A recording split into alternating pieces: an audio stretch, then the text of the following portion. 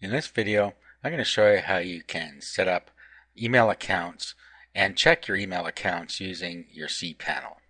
This is for cPanel hosting, of course. Okay, so what you want to do is sign into your cPanel. Let's use your domain name /cPanel.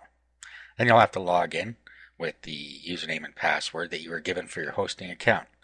Alright, and then somewhere on here you'll see mail, and in there you'll see email accounts. Now there are lots of different layouts for cPanel. Yours may not look anything like this, but there will be a section for mail and there will be a section for email accounts. So click on email accounts. Okay, and then up at the top here you have a drop-down list of any domains you have on your server. So you can go through and pick any that you have. If you only have one domain name, of course, it's going to default right here. And then you just give it the email address you want at the domain name. So let's say info. And then you need to give it a password. Now, you can use the password generator if you want, and it gives you a strong password here. So you can copy that, tell it you saved and copied the password into a safe place, and you should do that. Here you can give it a mailbox quota, so many megabytes or unlimited. I'm going to leave it like that and create the account. Okay, so at this point our account has been created. Okay, and then down below you'll see that all of your email accounts are down here. Here's the one we just created. Now we have different things we can do here. We can change the password, we can change the quota, we can delete it, and if we click on more here, we can access webmail or configure an email client. Now, if we click configure email client, it brings us up another screen like this.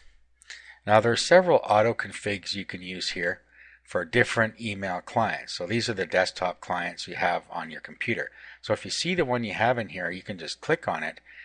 Okay, so it creates a file for us, and then we can download this and we can double click on it and our email client will open it and the email will appear there.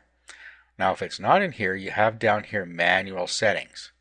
So you can take all this, well you can just do it from here.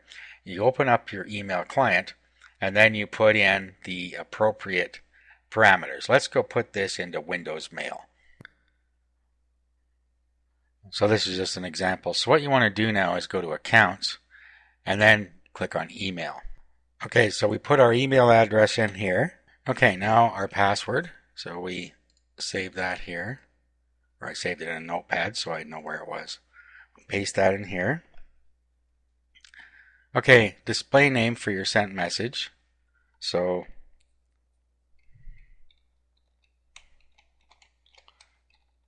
you can put your own name here, whatever you like. Okay, and if we want to make it our default email address, you click here. And we are going to need to manually configure our server settings because this is a custom server. Okay, click Next. Server type, POP or IMAP. IMAP will synchronize your email with your server on all your devices. We're just going to set up a simple POP email. So let's go back here. Our username is right here. So copy this. And that goes to here. The username. And then the server address. So incoming mail server is here. And take note of any port for the incoming server. If it does have a port, you need to use it. You see the outgoing have ports. But the incoming means it's going to use the default since it's not specifying a port. Okay, so we can put server address. And it doesn't say it requires a secure connection. If we want to use a secure connection, then we have to use this one, the SSL. Okay, and then back again. Next, we have our server address for our outgoing email, which is actually the same. If you look here, outgoing mail server is the same, but requires authentication and uses port 25. Okay, so paste that in there again. Requires authentication. Not that one. Requires authentication uses port 25. Okay, if we're going to use SSL, again, we can use the outgoing SSL server, and we can put this in there. Okay, so back we go. Click Next, and it has now created the email account for us. Okay, now if you look down the left-hand side, there's our email. And now let's just go home to the home, and let's create a new email. So email message.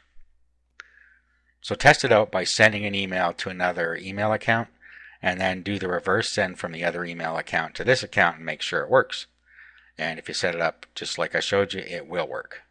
Okay, so that's how you can set up your own email accounts and how you can set your client to retrieve that email.